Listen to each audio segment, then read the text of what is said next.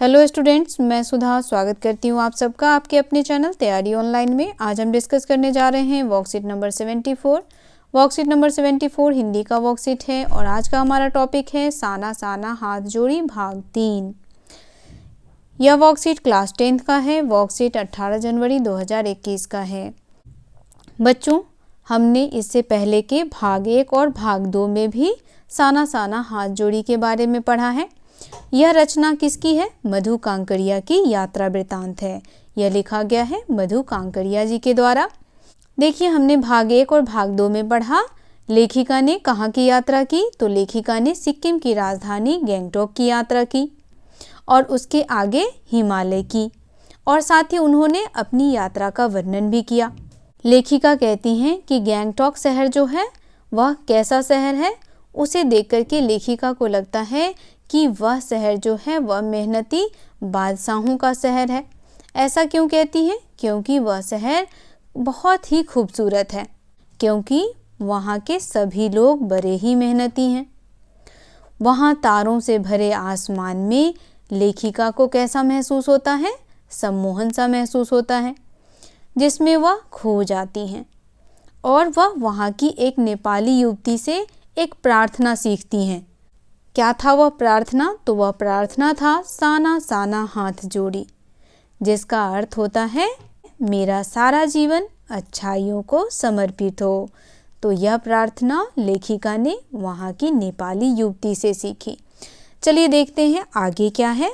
तो यहाँ देखिए बच्चों, अब तक हम जान चुके हैं कि साना साना हाथ जोड़ी नामक पाठ एक यात्रा वृत्तांत है। यात्रा वृत्तांत तो आप लोग समझते ही हैं।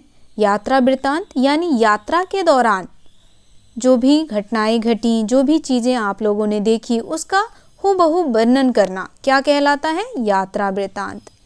इस पाठ में लेखिका मधु कांकरिया ने पूर्वोत्तर भारत के एक सुंदर प्राकृतिक राज्य सिक्किम की यात्रा और वहाँ के भौगोलिक स्थिति, सामाजिक, आर्थिक और सांस्कृतिक परिवेश का सुंदर वर्णन किया है।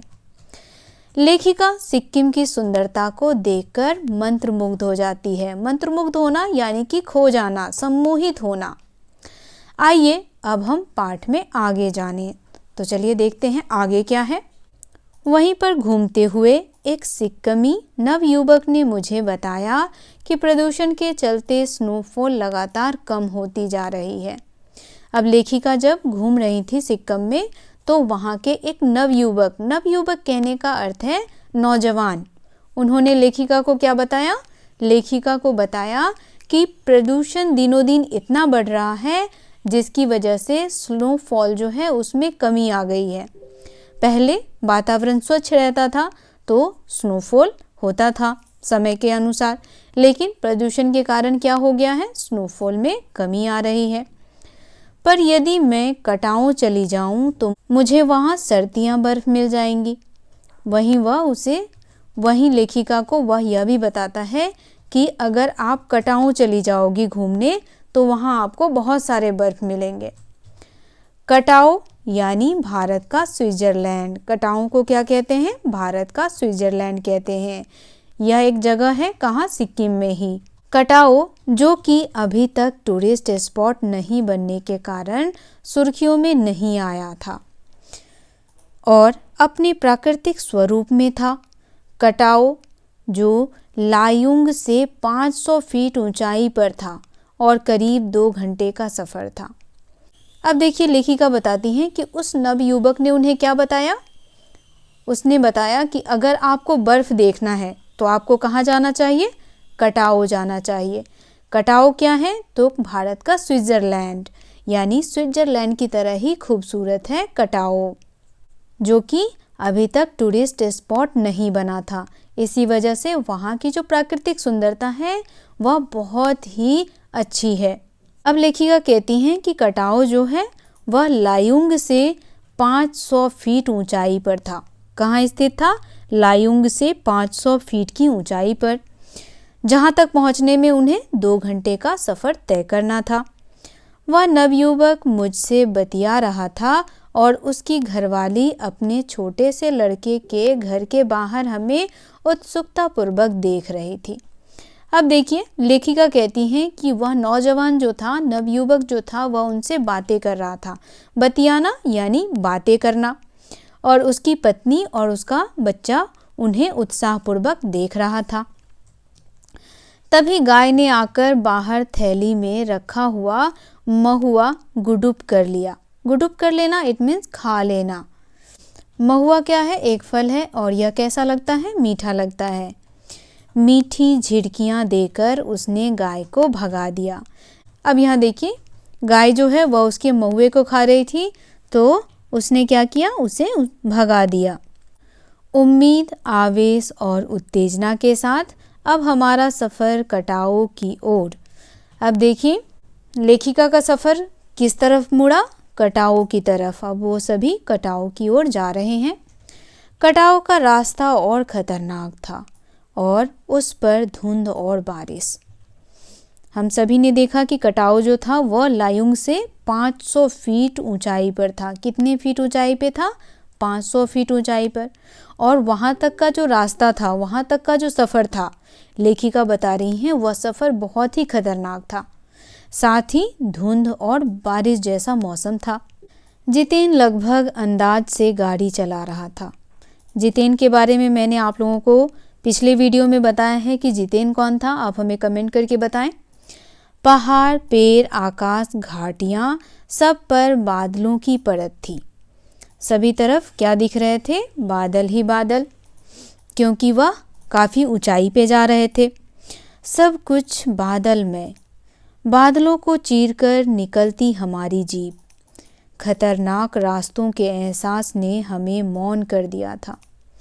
जब कभी हम ऐसे रास्तों से गुजरते हैं तो हम सभी क्या हो जाते हैं? बिल्कुल शांत। तो लेखिका बता रही हैं कि जब वह बादलों को चीरते हुए उनकी जो जीप थी आगे बढ़ रही थी और ऐसे खतरनाक रास्ते पर चलते हुए वह सभी क्या थे? मौन थे। मौन कहने का अर्थ है सभी के सभी चुप, शांत। उस पर बारिश, और बारिश भी हो रही थी। एक चूक और सब खलास। एक चूक यानी एक गलती हुई और सब के सब खत्म। सांस रोके हुए हम धुंध और फिसलन भरे रास्ते पर संभल संभल कर आगे बढ़ती जीप को देख रहे थे। देखिए रास्ता कितना खतरनाक था। सभी जो थे काफ़ी घबराए हुए थे, डरे हुए थे, लेकिन जितेन बहुत ही संभाल संभाल करके जीप को आगे बढ़ा रहा था। हमारी सांस लेने की आवाज़ों की सिवाय आसपास जीवन का कोई पत्ता नहीं था। लेखिका कहती हैं कि वहाँ सिर्फ क्या सुनाई दे रहा था? सांस लेने की आवाज़। फिर नज़र पड़ी बड़े बड़े शब्दों में लिखी एक चेतावनी पर, if you are married, divorce speed. तो रास्ता इतना खतरनाक था कि आगे क्या चेतावनी लिखी हुई थी? आगे चेतावनी लिखी हुई थी, इफ़ यू आर मैरिड, अगर आप शादीशुदा हैं तो क्या करना है आपको? डाइवोर्स स्पीड, स्पीड से नाता तोड़ना है, यानी गाड़ी को बहुत ही आराम आराम से आगे बढ़ाना है, नहीं तो एक गलती और सब कुछ खत्म। थोड़ी ही दूर आगे बढ़े कि फिर एक चेतावनी, दुर्घटना से देर भली, सावधानी से मौत टली। अब देखिए जैसे जैसे लेखिका आगे बढ़ती जा रही हैं वैसी वैसी उन्हें चेतावनियाँ भी दिखती जा रही हैं कि यह चेतावनियाँ क्यों हैं? यह चेतावनियाँ इसलिए दी गई हैं ताकि लोग सावधानी से आगे बढ़ें, क्योंकि जो रास्ता है वह काफ़ी खतरनाक है। इसीलिए कहा जाता है दुर्घटना से देर भली, आप आराम आराम से आगे बढ़ें। जल्दबाजी किस बात की है?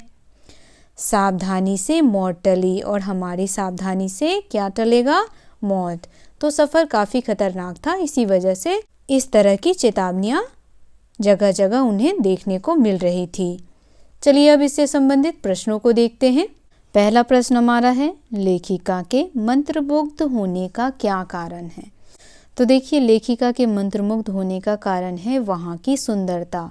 तो आप यहाँ पर उत्तर इस प्रकार लिखेंगे, लेखिका के मंत्रमुग्ध होने का कारण है वहाँ की प्राकृतिक सुंदरता। दूसरा प्रश्न है, किस कारण से स्नोफॉल लगातार कम हो रहा था? तो हमने अभी देखा है कि किस कारण से स्नोफॉल लगातार कम हो रहा था। तो देखिए, यहाँ मैं टिक लगा देती हूँ आंसर में, आप यहाँ से आंसर लिख लेंगे। प्रदूषण के चलते स्नोफॉल लगातार कम होती जा रही है। तो किस वजह से हो रहा है? तो प्रदूषण की वजह से। देखिए, मैं यहाँ पे प्रदूषण भी लिख देती हूँ, आप इसे पूरा लिख सकते हैं या सिर्फ प्रदूषण भी लिखेंगे तो भी चलेगा, कि प्रदूषण के कारण स्नोफॉल लगातार कम हो रहा था। चलिए नेक्स्ट क्वेश्चन देखते हैं। नेक्स्ट क्वेश्चन हमारा है, कटाव अभी तक सुर्खियों में क्यों नहीं था? तो देखिए, कटाव अभी तक सुर्खियों में इसलिए नहीं था क्योंकि यह जो है वह अभी तक टूरिस्ट स्पॉट नहीं बना था। तो इसका उत्तर आप इस प्रकार लिखेंगे, क्योंकि कटाव अभी तक टूरिस्ट स्पॉट नहीं बना था, इसी वजह से यह सुर्खियों में नहीं था। चलिए नेक्स्ट क्वेश्चन देखते हैं। तो यहाँ देखिए, नेक्स्ट क्वेश्चन हमारा है, सिक्किमी नवयुवक ने लेखिका को कटाव के बारे में क्या बताया? तो देखिए, प्रश्न संख्या 4 का उत्तर आप यहाँ से लिखेंगे। सिक्किमी जो लड़का था, नवयुवक था, उसने क्या बताया था उनको? तो लेखिका को उसने बताया था कि आप कहाँ चली जाओ? कटाव चली जाओ। ठीक है, जब वो कटाव जाएंगी तो वहाँ उन्हें क्या मिलेगा? सर्दियाँ बर्फ मिल जाएगा। तो उन्होंने उन्हें कटाव जाने का सुझाव दिया था। ठीक है, तो प्रश्न संख्या 4 का उत्तर आप यहाँ से लिख सकते हैं, यहाँ दिया हुआ है। चलिए नेक्स्ट देखते हैं। देखिए, 5वां प्रश्न है, बड़े बड़े शब्दों में लिखी चेतावनी क्या संदेश दे रही थी? तो यहाँ देखिए, मैं आपको यहाँ दिखाती हूँ। पहली चेतावनी थी, if you are married divorce speed. पहली चेतावनी में कहा गया था कि अगर आप शादीशुदा हैं तो आपको क्या छोड़ना होगा? डाइवोर्स स्पीड, यानी स्पीड को छोड़ना होगा, बहुत ही सावधानी पूर्वक आगे बढ़ना होगा, क्योंकि रास्ता काफ़ी कठिन था।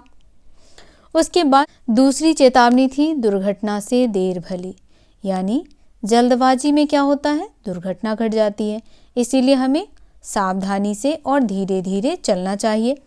तीसरी चेतावनी थी, सावधानी से मौत टली, यानी जीवन में अगर आप आगे बढ़ना है तो आपको कैसे बढ़ना होगा? सावधानी पूर्वक।